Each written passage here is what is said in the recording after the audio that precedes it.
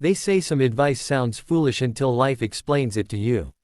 My grandfather's advice sounded like madness the first time I heard it. I was 12, sitting on the warm cement floor of his small courtyard, counting the coins I had saved in a rusted tin box. I was proud of that box. It was heavy, noisy, and to me it meant security. When my grandfather saw it, he smiled softly, the kind of smile that hides a lifetime of storms, and said words that shocked me. "Never save money, my child." I laughed, thinking he was joking.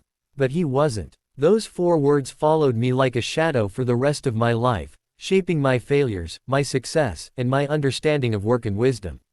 And before this story ends, those same words will circle back and make sense to you too. Before we go deeper, if stories like this touch your heart and make you think differently about life, take a moment to like this video and subscribe to the channel. It truly helps these stories reach more people who might need them today. My grandfather was not a rich man. He lived in a modest house with cracked walls and an old wooden door that creaked like it was telling its own story. He woke up before sunrise every day, prayed quietly, and went to work with the same calm determination I never saw in younger men. He had worked as a carpenter, a laborer, and sometimes even a farmer for hire. His hands were rough, scarred, and strong, but when he held my head or patted my back, they felt gentle.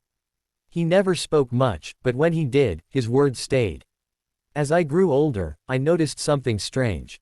Despite working his whole life, my grandfather never had savings hidden away. No bank account filled with money, no gold buried under the floor. This confused me. Everyone around us talked about saving money, hoarding it for hard times. But my grandfather seemed peaceful, never anxious, never afraid of tomorrow. One evening, as the sky turned orange and birds returned home, I asked him directly, "Dada, why don't you save money like everyone else?" He looked at me for a long moment and then said, "I save, but not in the way you think." He told me about his youth, a time of poverty harsher than anything I had known.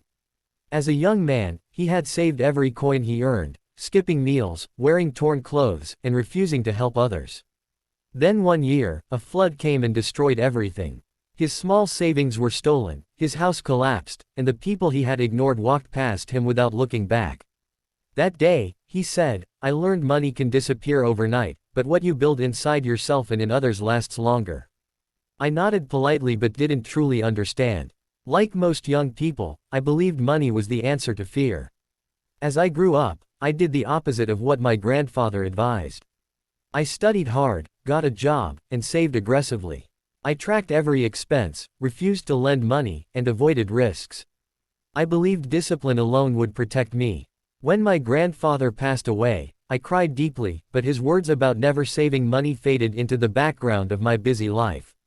Years later, I faced my first real test. The company I worked for suddenly shut down. Overnight, my stable income vanished. I was afraid, but I told myself I was safe because I had savings. For a while, that money gave me comfort. But as months passed and job interviews failed, my savings began to shrink. With every withdrawal, my confidence shrank too. I became bitter, anxious, and isolated. I avoided friends and family, ashamed of my situation. That's when I realized something painful.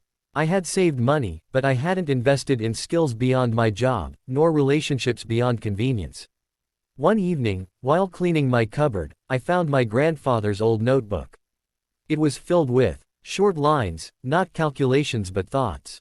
One line struck me hard: "Work is wealth that no thief can steal." Another said, "Help today builds a door you may need tomorrow." Suddenly, his advice echoed clearly. He never meant don't be responsible. He meant don't worship money. Don't let it replace growth, effort, and humanity. I decided to change. Instead of obsessing over what I had lost, I focused on what I could build. I learned new skills, even when it meant spending money on courses instead of saving it. I helped others where I could, offering time and effort when money was short. Slowly, opportunities began to appear. A friend I once helped referred me to a project. A skill I learned during my lowest point opened a new career path. I was working harder than ever, but this time, my heart felt lighter.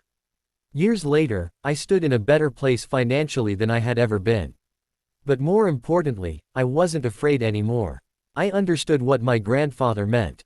He believed money should move, not sit still. It should be used to grow yourself, to help others, to create value.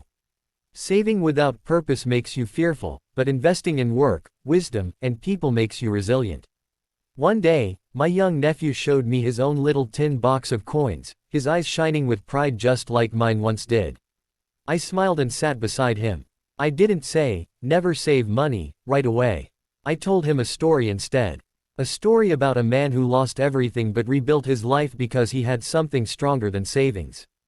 At the end, I repeated my grandfather's words, and this time, I understood them completely. Life will test you. Money will come and go.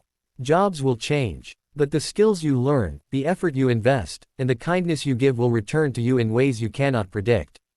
That is the real savings account, one that never runs empty. My grandfather knew this long before I did. And now, as this story comes full circle, I hope you understand it too.